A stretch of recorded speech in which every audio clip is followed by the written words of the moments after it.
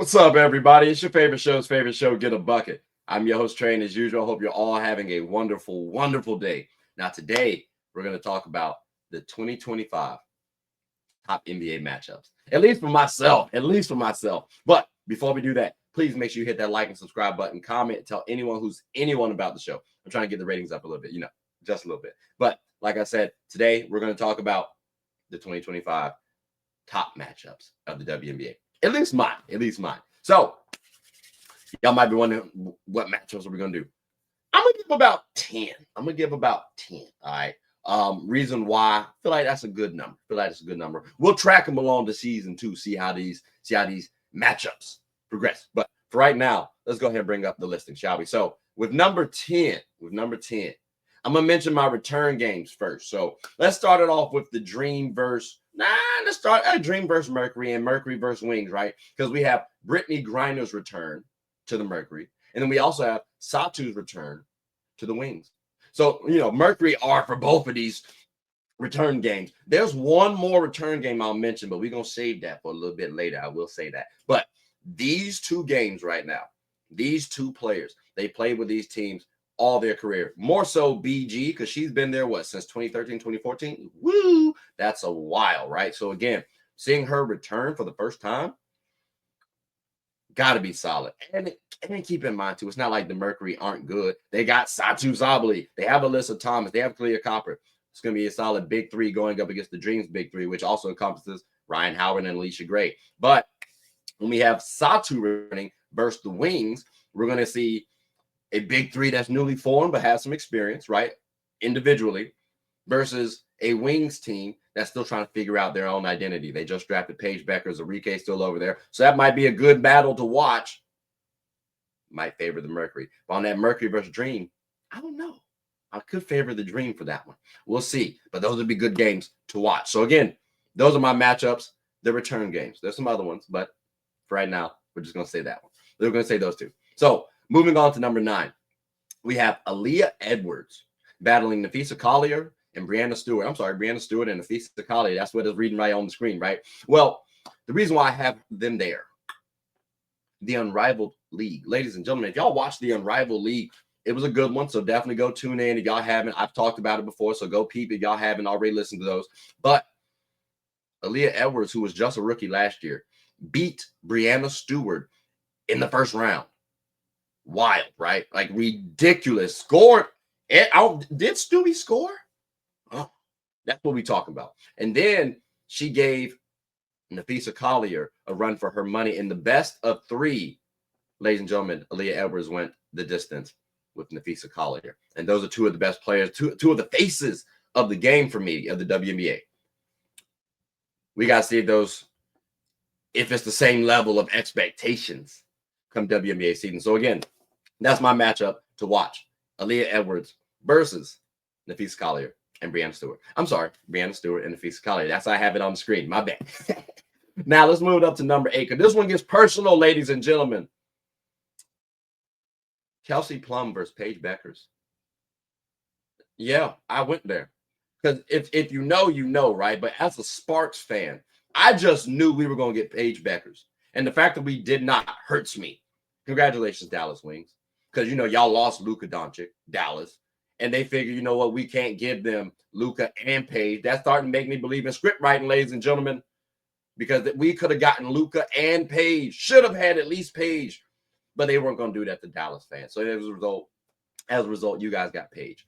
But Kelsey Plum, the Sparks got Kelsey Plum because we didn't get Paige Bueckers. So seeing who ends up becoming the better player over time, oh, that's going to be huge. Because imagine as Sparks fans, we look and say, damn, what could have been? I'm saying that now, and I say we settled for Kelsey Plum. And I like Kelsey Plum as a player. I love Paige Bueckers as a player. But again, that's going to be interesting. Sparks present versus our possible future. But that's enough about that, because I could talk about that for a while. Oh, my gosh. Number 8 was Kelsey Plum versus Paige Bueckers. Let's move on up to 7, right? 7 is Sparks versus the Aces. That's right. It's not biased either. Here's the reason. Sparks actually do have a good amount of talent this year, ladies and gentlemen. That's right. We got some talent this year. But here's the thing. Kelsey Plum and Dearica Hamby used to play for the Aces. So seeing that matchup, you got to wonder, because they were traded away. Is there some resentment? Are they going to play with a little bit more edge? I like to see that.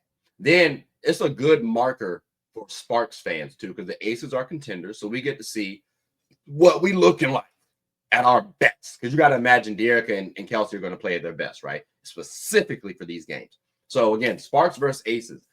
I'm tuning in, not just because I'm a fan, but because of the storylines that are following.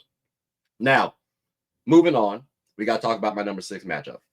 Fever versus the Dream. The Indiana Fever versus the Atlanta Dream, ladies and gentlemen. That could be a good one. Reason why I say this, there was a listing for top fantasy matchups or players, right? And the Dream had 6 of the top 50, and the Fever had 5 of the top 50. They were the top 2 highest teams in the WNBA, at least in terms of fantasy ranked players, right? In the top 50. Well, they also boast good teams. The Fever just acquired a lot of talent, right? They have a strong starting 5, and the bench doesn't look bad. And then the Dream, they have good depth, and they have a quality big 3 and dominating players along the way. Why not watch these matchups? Because, again, both teams could surprise teams like the Liberty, teams like the Aces. So this matchup could start to say, hey, maybe there's a new sheriff in town. And who knows, we might even have a new rivalry. Let's figure that out. But I got to see this matchup. And again, we could be talking about 2 contenders between these 2. But let's move on up to the next matchup that I got, which is Angel Reese versus Caitlin Clark. That's right, ladies and gentlemen. Will the rivalry continue? Or is it just a pastime? Because we do expect the rivalry to add some energy to the game, right? It did last year. It did in the college game. So we expect it to continue, especially with the stands of Caitlin Clark and the defenders of Angel Reese, right? Constantly battling one another. I'm expecting to see that. But also, how do they dominate on the court again? Rookie year, it was good, but did you set the bar a little too high? Are there going to be unfair expectations of these 2 players? So again, I'm curious how the rivalry will look going forward, because last year it did well. Going forward, I expected to do fine. But again, fans are tricky sometimes. You never know. But Angel Reese versus Caitlin Clark, I'm definitely tuning in. You won't want to miss it. But let's move on up to the next one, which is Caitlin Clark versus Paige Bueckers. Ladies and gentlemen, specifically games 3 and photo.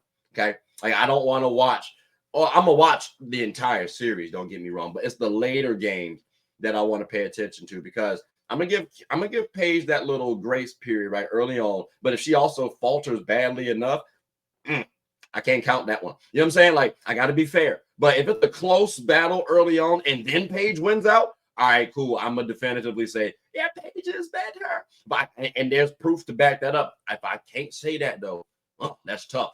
Also, the WNBA, I'm quite positive, wants to make this a rivalry matchup. Think about this. We can talk about, is Paige ready, right? We can talk about how Caitlin Clark, is she outclassed? We got to remember, Paige Bueckers has always been rated higher than Caitlin Clark without injury. As a player, that might hit your head a little bit. That might hit your psyche. So I'm definitely going to be paying attention, not just this season, to the end of time, till these girls retire. This is going to be a rivalry that we want to watch and pay attention to. I'm telling y'all right now. But, ladies and gentlemen, don't even need to worry about this because I've been talking about this for years. Hell, this is in my commercial at one, to be honest with y'all. So let's move on from this one, right? Oh, by the way, they are the last 2 number 1 picks. It's a good battle. But let's move on from this one to the number 3 matchup, which is, in fact, the Liberty versus Aces. Because, again, they top dogs. Like, they top dogs in the WNBA. Like, we've seen that they're the defending champions over the last 3 years. These two teams. What else you want? What else do you? Like, I wanted to put them higher. Like, I wanted to put them above the Liberty versus Lynx. I really did, because the Aces have a lot of talent, and I think a lot of people want to see the Liberty versus Aces. So you got Jewel Lloyd. She's on a redemption tour. But like I said, ladies and gentlemen, number 2 is, in fact, Liberty versus Lynx. So this was last year's finals matchup, and it went the distance, a game 5, and it was an exciting one. And we have one of the best players in the game in Napheesa Collier going up against Brianna Stewart. And now, hey, if the Lynx get a little bit more help, like if Diamond Miller comes back and is the player that I think she is, maybe the Lynx make a little bit more noise.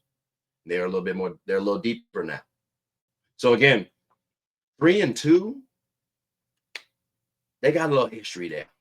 And that's why they're here for me. But my number one, ladies and gentlemen, my number one matchup that I gotta watch, it is Stewie versus Fee versus Asia. Listen, if y'all have not watched basketball, the WNBA, you know, like if you're not a fan, if you started watching basketball last year, you're a casual fan to me. I'm sorry. So with that being said, these 3 girls, these 3 women, faces of the WNBA. And I gotta watch those matchups at all times. I don't care what I'm doing. More often than not, I'm gonna watch it. There's only a few things that's gonna make me not watch the game. I'm sorry. I'll play it back then a little later. That's what I'll say. There's only a few things that make me not watch these 3 girls get a bucket. I'll tell you that right now. So again, my top matchup, the 3 best women in the WNBA. If I see the game on, best believe you know what I'm doing.